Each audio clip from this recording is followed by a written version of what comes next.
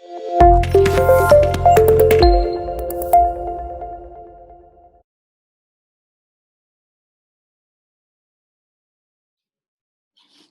Of a partner, very very interesting question, very very important question.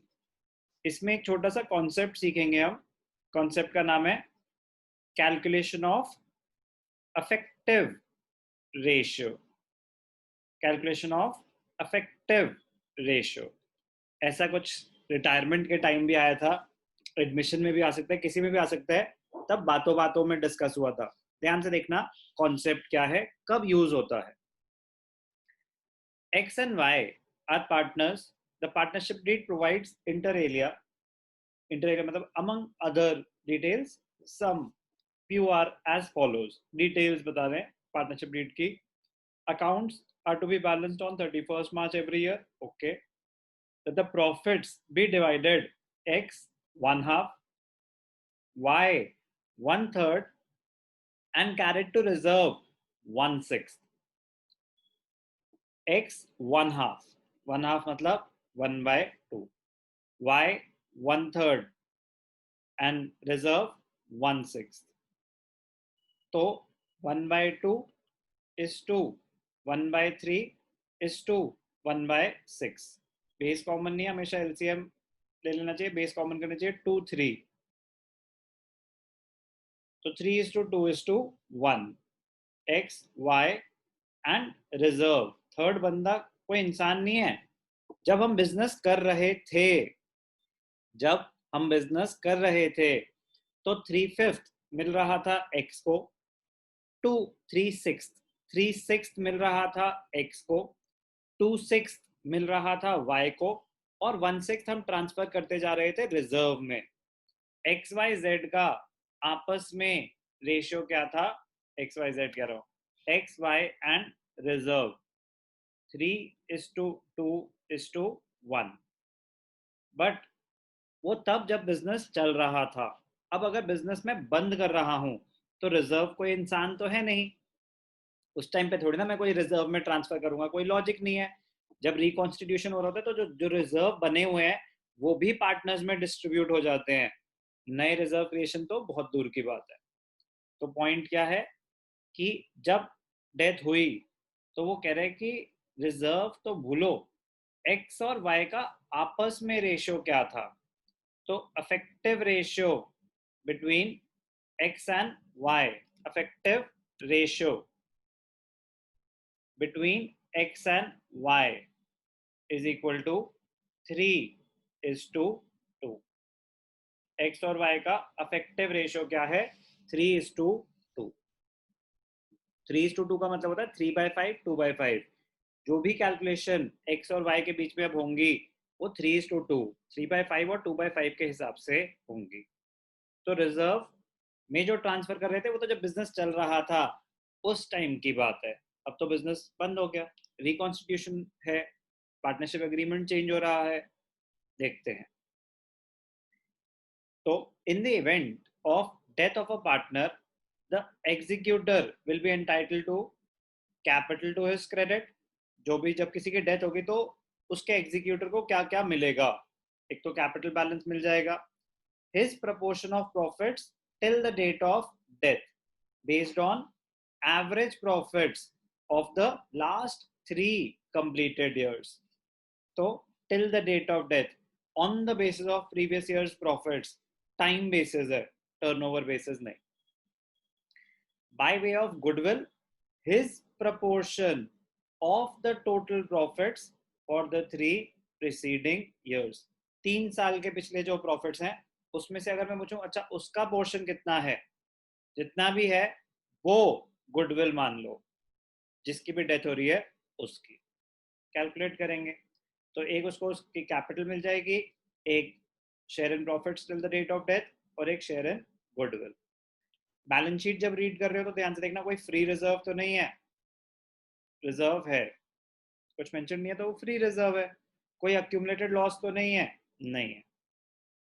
Profits for the 3 years ended 31st March were 18, 19, 20. 3 सालों का profit क्या है? 4,200, 3,900 and 4,500. Why died on 1st August 2020? Prepare necessary accounts. तो necessary accounts में deceased partner's capital account to be rendered to his executor. कौन मरा? Y मरा. तो Y's capital account बनाना है हमें. हम ये जानना चाहते थे कि Y के एग्जीक्यूटिव को पैसे मिलेंगे कितने. अब ध्यान से देखना, क्वेश्चन करेंगे. क्या बनाएंगे हम? Y's capital account. Question number 26, TS Grewal.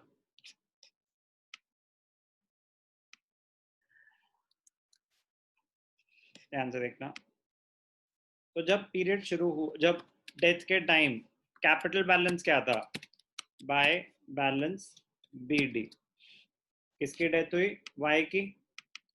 Y का कैपिटल बैलेंस था 6,000. ठीक है. अब मोस्ट इंपॉर्टेंट है वर्किंग नोट्स. मोस्ट इंपॉर्टेंट है वर्किंग नोट्स. एक एक करके वर्किंग नोट करेंगे.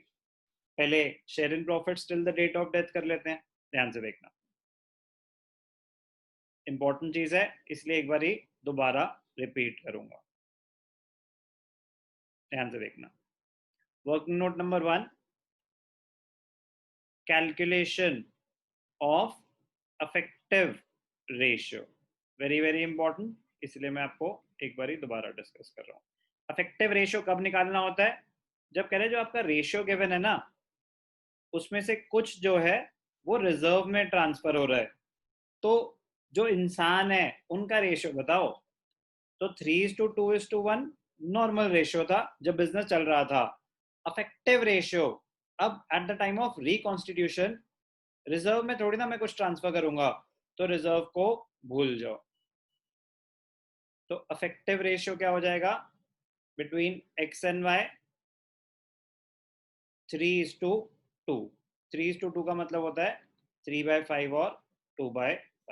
तो पहले तो अफेक्टिव रेशियो ही हमें समझ आना चाहिए कि क्यों निकाल रहे हैं.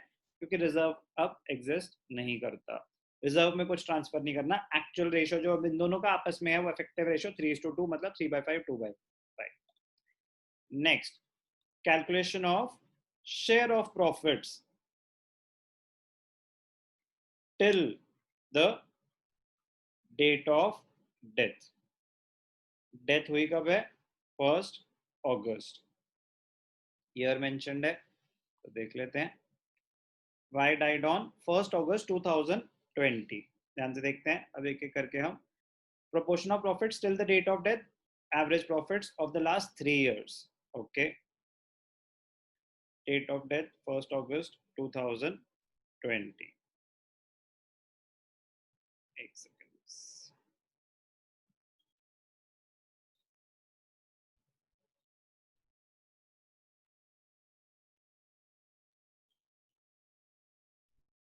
1st August 20. तो कौन है? Y. Y's share of profits. Formula क्या होता है? बेस. आपके अंडरस्टैंडिंग के लिए दोबारा रिवाइज कर रहा हूँ. बेस टाइम पीरियड जितने के लिए वो जिंदा था, प्रॉफिट शेयरिंग रेशियो जो डिसीज पार्टनर का शेयर है. अब ध्यान से देखना. On the basis of the average of the last 3 years. Last 3 years के प्रॉफिट्स क्या थे?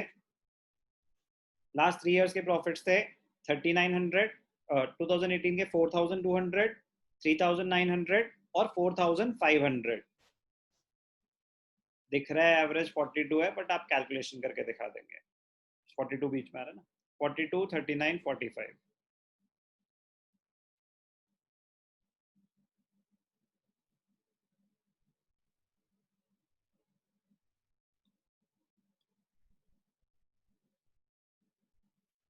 फोर्टी टू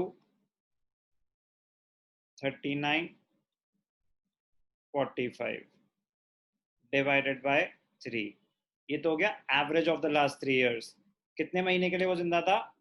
अप्रैल, मई, जून, जुलाई. 4 months के लिए वो जिंदा था. उसका टाइम, उसका प्रॉफिट शेयरिंग रेशियो क्या है? Y. 3:2 मतलब 2/5. 2/5 अफेक्टिव रेशियो से होंगी सारी की सारी कैलकुलेशंस. यही तो ध्यान देना है.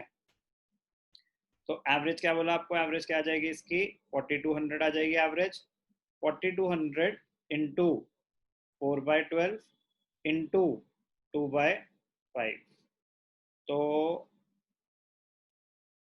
2 6 2 2100, 2 3 3 7 7 4 28, 2800 divided by 5, 5 5 25, 30, 560।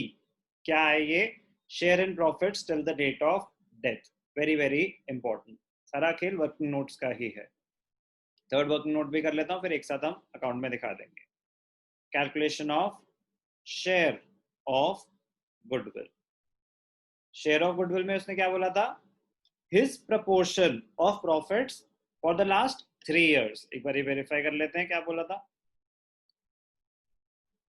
Second point, third point, by way of goodwill, his proportion of the total profits for the 3 preceding years। पिछले 3 सालों में जो टोटल प्रॉफिट्स हैं उसमें उसका प्रपोर्शन निकालो कि उसका कितना है, based on effective ratio, based on effective ratio. तो ध्यान से देखना, वाइज शेयर ऑफ गुडविल। पिछले 3 सालों के प्रॉफिट कितने हैं? 4200, 3900, 4500। टोटल कर लेते हैं। 4 + 3 7 7 4 11, 11900, 12400, 12600 पिछले 3 साल के प्रॉफिट्स हैं। उसमें से y का शेयर क्या रहा होगा? 2/5, 2/5। इफेक्टिव रेशियो लेंगे। अगर मैंने लिखा होता profits credited to the partner, तो होता कि उसको मिले कितने, तो होता 2/6, क्योंकि पुराने सालों में तो 3/6, 2/6, 1/6 हुआ होगा। अब वो बोल रहा है कि उन his proportion, credited word use नहीं कर रहा अगर, तो इफेक्टिव रेशियो के हिसाब से करेंगे। ये बहुत बहुत बहुत इंपॉर्टेंट पॉइंट है। ये क्वेश्चन डिफरेंट है। इफेक्टिव रेशियो वाला डेथ के केस में कैलकुलेशंस ध्यान से करनी पड़ती हैं। शेयर इन प्रॉफिट्स निकाल लेते हैं। लास्ट स्टेप है ये क्वेश्चन का। 5 2 10, 2 6, 5 5 25, 10। ठीक है, 2520 इंटू 4, 5040। क्या है ये? Share of goodwill. कैपिटल हमें गिवन थी डायरेक्टली। शेयर इन प्रॉफिट्स 560 आ गया, गुडविल 5040। ये गुडविल उसको कौन देगा? एक्स ही तो बचा, तो एक्स दे देगा। ठीक है, अब इसको दिखाएंगे कैसे, ध्यान से देखना। कैलकुलेशन ऑलमोस्ट हो गई है, अब बस एंट्रीज दिखानी है। तो y के कैपिटल अकाउंट में आ जाएगा by profit and loss suspense account, profit and loss suspense account, working note number 2, working note number 2। कितना निकाला हमने? 560। फिर कौन है दूसरा partner? By X's capital account. क्या है ये? गुडविल। कितनी मिलेगी गुडविल इसको? 5040। ध्यान से देखना, इक्वल कर लेते हैं। इतनी ज्यादा एंट्रीज है नहीं, थोड़ा छोटा कर लेते हैं। ठीक है, effective ratio calculated, share of profits till the rate of death दिखा दिया, ट्रीटमेंट ऑफ गुडविल डन। अब एक बार क्वेश्चन में देख लेते हैं और क्या क्या है। हमेशा देखना चाहिए कि कैपिटल दे दी, प्रॉफिट शेयर इन प्रॉफिट दे दिए, गुडविल दे दी, क्या कोई फ्री रिजर्व है? फ्री रिजर्व है, 3000 है, तो 3000 में से y का शेयर क्या होगा? y कौन है?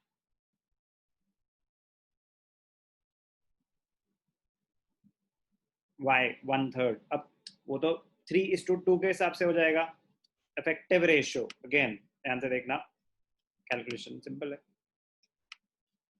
By reserve 3000 into 2/5, 6 2 1200। और तो कुछ नहीं है, ध्यान से देख लेते हैं। प्री रिजर्व डन, सब कुछ डन, सारी चीजें आ गई।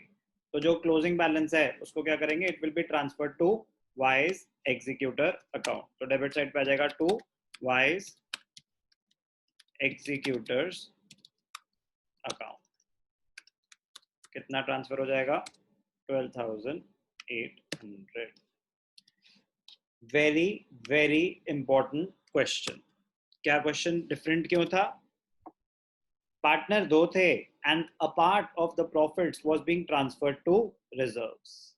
तो अफेक्टिव रेशियो, तो कॉन्सेप्ट क्या सीखा हमने कि अफेक्टिव रेशियो क्या होता है? जब रेशियो 3 हो और इंसान 2 ही हो, तो उन 2 इंसानों में रेशियो क्या है? वो अफेक्टिव रेशियो होता है।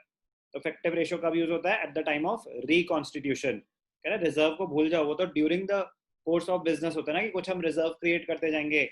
अब तो रिकॉन्स्टिट्यूशन का टाइम है, रिजर्व को भूल जाओ, अफेक्टिव रेशियो के हिसाब से कैलकुलेशन करो। ये कॉन्सेप्ट एडमिशन में भी यूज हो सकता है, रिटायरमेंट में भी हो सकता है, डेथ में भी हो सकता है।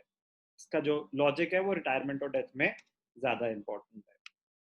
वेरीफाई कर लेते हैं एक बार आंसर। 12,800 है, 12,800 हमारा आ गया है। मुश्किल नहीं है, बट अच्छा क्वेश्चन है, वर्किंग दिखानी जरूरी होती है। It's different. Question number 26, death of a partner.